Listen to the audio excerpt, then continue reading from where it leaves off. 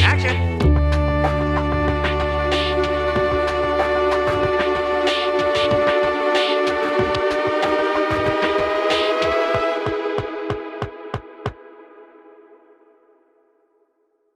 Cut! Perfect! This is a study of the frame. Within those four sides, a movie is composed. Film composition is the art of using the camera in two ways: shot sizes and camera angles. There are multiple names for shot sizes, and there are more framings than I will share here. But these are the basics and an excellent place to start. I've enlisted my favorite droid to help with teaching shot sizes. We're doomed. An establishing shot is an extreme wide shot that sets a new scene or location. It is meant to acclimate and orient the viewer. Sometimes it's the first shot in a scene, but sometimes it follows a few shots, depending on how the director and editor want to establish the scene and tone. In Skyfall, the filmmakers build tension as armed enemies begin a siege on Bond's ancestral home. They slowly acclimate the viewer, building towards an imminent battle.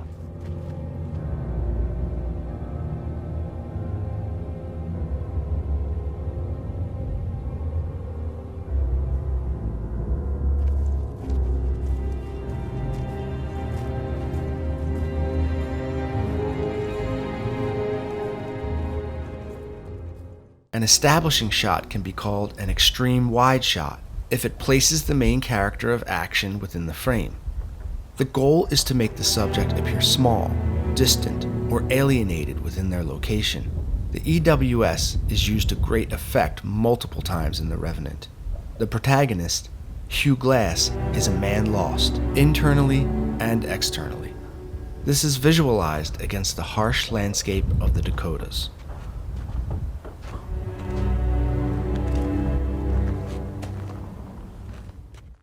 Often, shot composition is used for subtext and symbolism, but it is also equally used to dissect or interrogate a scene. It is meant to bring you close to the subjects within the frame, to create emotional relationships between performer and viewer. Rarely is a scene done completely as a wide shot unless the goal is to keep the audience distant from the subject. More often, filmmakers want viewers to enter the scene. The wide shot is often the scene's master shot as well. The wide shot balances both the subject and the setting, giving context to the environment. Typically, it captures the subject from head to toe, or as a medium wide shot. This context is used for the master shot. The master is a single take of an entire scene. After the scene is shot in a wide shot, then the camera can be reset for mediums and close-ups. The master is important because it gives editors overlap for continuity when piecing together the cut-ins. Sometimes a film will use one continuous long master shot. These are called oneers.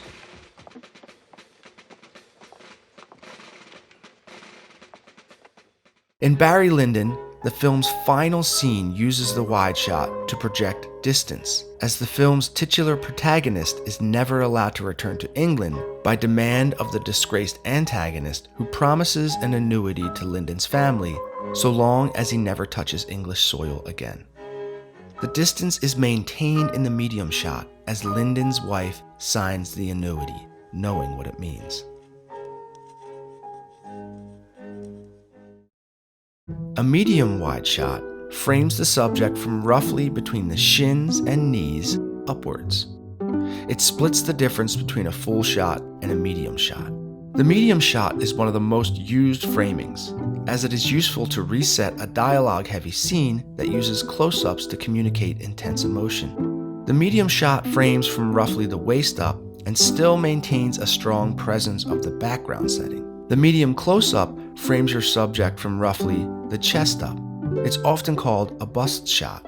Though the face is the primary focus, it can still keep a character at a distance. Close-ups reveal a subject's emotions and reactions. The close-up frames from the collarbone to the top of the head. This framing puts audiences right into the emotional core of the scene. Look at the use of the medium close-ups and close-up in this bank robbery scene from The Old Man and the Gun. With little dialogue, much is communicated primarily from facial expression.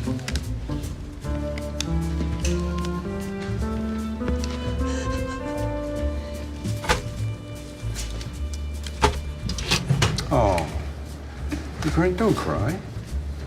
What are you crying for? It's just my first time. Well, there's always a first time for everything, isn't there? Chin up.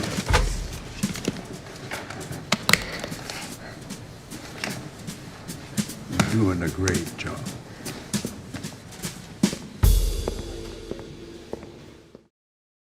The big close-up fills the frame with a subject's face from chin to forehead.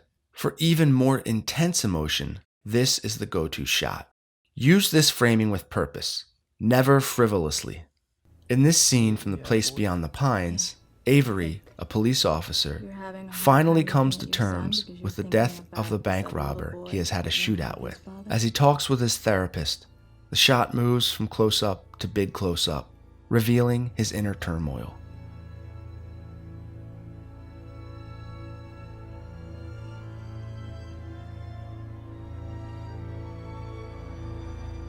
An extreme close-up is a magnifying glass on an object or person in a scene.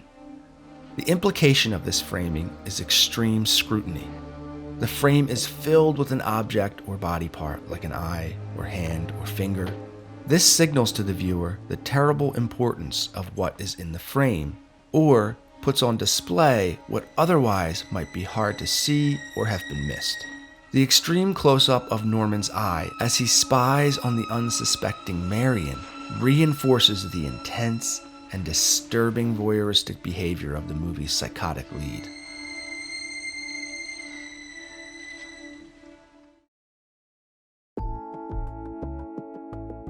Like shot sizes, there are more complicated camera angles than I will cover here.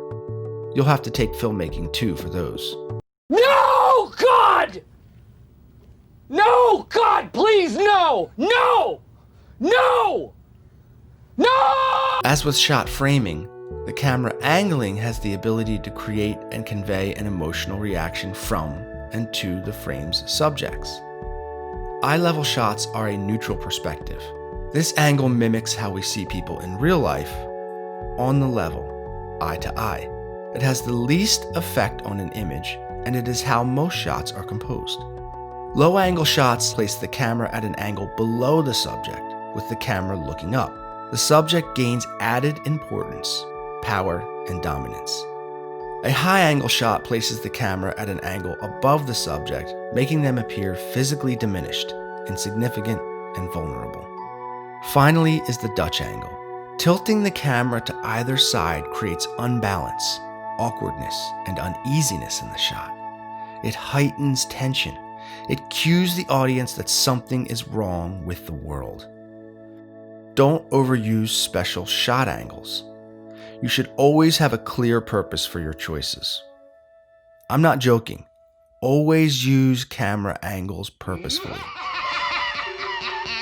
Oh, how delicious it is! When framing shots, there are a few important principles to consider. The rule of thirds is used to avoid placing subjects or objects in the center of a frame, or to prevent a horizon from appearing to divide the picture in half. It makes the frame more interesting, more dynamic. The rule dictates that the most aesthetic location for a vertical form is 1/3 of the way in from the left or right side of the frame. For a horizontal form, it is 1/3 of the way from the top or bottom. By placing objects of key interest on or close to one of the 4 points where the horizontal and vertical lines intersect, a filmmaker can draw the viewer's line of sight to the most significant elements within the shot. Aligning a subject with these points creates more tension, energy, and interest in the composition. Additional rules include lead room and nose room. Keep your subject from the edges of the frame. It feels unnatural to audiences and makes them psychologically uncomfortable. Give objects plenty of space ahead of them. Don't allow too much headroom either. This also feels unnatural. Lastly, It's smart to keep all your important image and title information inside the outer 10% edge of the frame.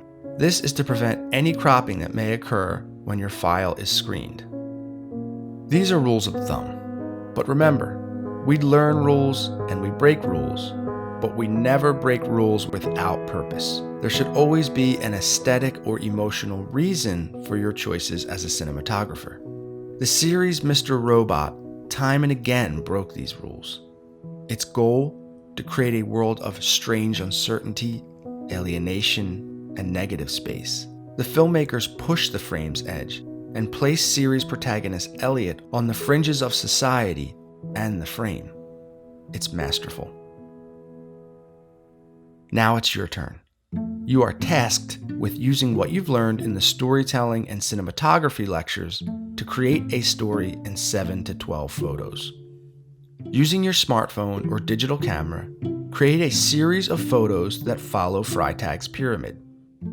In each photo, you are responsible for demonstrating the visual fundamentals and practices you've learned in the cinematography lecture. There should be at least one photo for each part of the pyramid. Label each photo by the Freytag label it falls under. You can use the remaining 5 to tell your story most effectively. Also, be mindful to demonstrate the camera and composition rules you acquired in the cinematography lecture, as your project will be graded equally on storytelling and the quality of image. When using your phone or camera, shoot in widescreen so you have the proper 16:9 aspect ratio. On your smartphone, that may mean recording in video mode and hitting the photo button while it's recording. If your phone doesn't have that option, it may be best to record each shot as a video and then take a screenshot of that. And remember, not like this, like this.